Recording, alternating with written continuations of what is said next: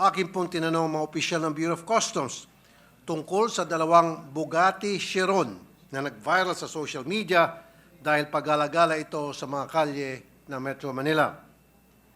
Ang Bugatti Chiron ay isa sa pinakamahal na sasakyan sa buong mundo na nagkakalaga ng 3 million US dollars kada isa. Ulitin ko po, 3 million US dollars kada isa. Madami na pong nangyari mula nung araw na yon. Panoorin po natin video. Bugatti Chiron, yung backup niya, G63 Mercedes Brabus. So, chinek ko po yung presyo ng Bugatti Chiron. That's 3 million US dollars ang tag price. Ang tanong, nagbayad ba ng tax itong dalawang Bugatti Chiron na nakita sa kalye? Tinignan nila yung 2019 onwards, 2019, 2020, 2021, 2022, 2023. Wala pa ho, walang record. Wala sila. talaga. So Wala pa. therefore, ibig sabihin, ito po ay nakalusot. Ayon sa customs, mismo mga may-ari ng sasakyan ang nagsuko ng mga luxury cars. Isa rin po si Senator Raffy Tulfo na nagbigay sa amin ng tip dyan. Meron na rin po kami mga intelligence information regarding these. As early as now, medyo kinukongratulate ko po ang Bureau of Customs for recovering one of the two Bugatti Chirons last February 9. Pero, Mr. President, bago nakamtan ang tagumpay na ito, sandamakmak na kapalpakan muna nangyari at nakapasok itong Bugatti Chiron nito nang walang record sa customs at narehistro pa sa LTO. Mr. President, I come before this chamber because of the irregularities that have been flagged to me regarding these Bugattis. Una po, nung ito ay tinanong ko noong Nobyembre kung nagbayad ba ng customs duties ang mga ito, agad akong sinagot ng wala sa records ng Bureau of Customs na ito'y nagbayad ng duties and taxes, itong dalawang Bugatti. They confidently told me that they looked at the records from 2019 onwards at wala daw talaga, sa nakita niyo po kanina sa video. They said that before the Senate budget deliberations and they would not say that if they had no basis. Ngayon po, bilang pag-follow up ko sa nangyaring ito, dahil nga may nag-surrender na ng isang Bugatti, akin pong background check ang registration ng dalawang Bugatti sa LTO. Ang blue na Bugatti na may plate number na NIM 5448 ay lumilitaw na nakarehistro sa pangalan ng isang foreigner na si Tu Trang Nguyen. At ang pulang Bugatti na may plate number NIM 5450 ay nakarehistro naman kay Meng Junzu. Sa pag-aaral ng mga dokumentong pinasa nila sa LTO upang ito'y marehistro, may kita na itong dalawang sasakyan ay magkasabay na prinoseso. Pareho itong in-import ng Frebel Import and Export Corporation na ang bill of lading ay may petsang December 24, 2022 at ito'y sabay na narehistro sa LTO noong May 30, 2023. Ngayon, ang tanong ko po, paano ito narehistro sa LTO kung hindi ito nagbayad ng customs duties? Ayon sa sinasabi ng mga nakapanayam natin dito noong Nobyembre. Salungat ito sa mga dokumentong sinumiti sa LTO kung saan may kambal na certificate of payment ang dalawang Bugatti na ito na in-issue ng Bureau of Customs. Noong December 27, 2022, nagbayad ng mahigit kumulang na 24.7 million ng Frebel Import ng customs duties ayon sa record na naisumiti sa LTO. Ang certificate of payment na ito ay pirmado ng customs collector na si Harold Agama at ng examiner na si Rosario De Leon. Sabi ng mga customs officials dito nung budget hearing, walang binayad.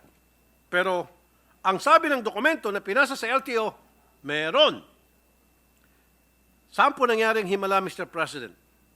Noong panahon na ito, 2022, ang Customs Commissioner ay walang iba kundi si Yogi Filimon Ruiz.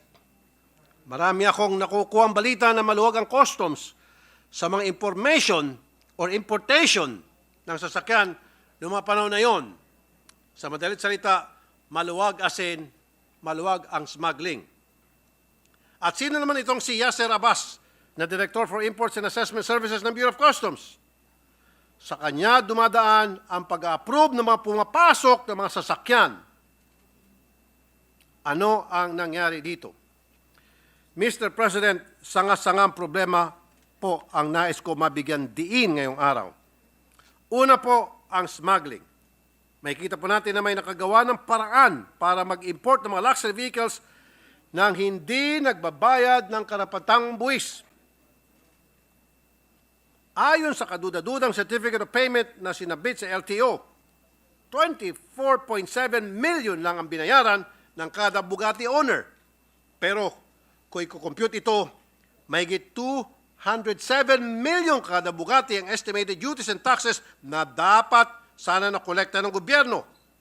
Ibig sabihin, naluging gobyerno ng 183 million pesos kada sasakyan, or a total of 366 million pesos ang nalugi. Ito ay kung tunay ang mga dokumentong sinumitin nila sa LTO. Tinawagan po namin ulit ang customs tungkol sa certificate of payment na ito. Ang sagot po ng customs kaninang umaga sa amin ay doubtful daw po sila sa legitimacy ng mga dokumento na sinabit sa LTO. Hindi pa po kami kayang idiretso.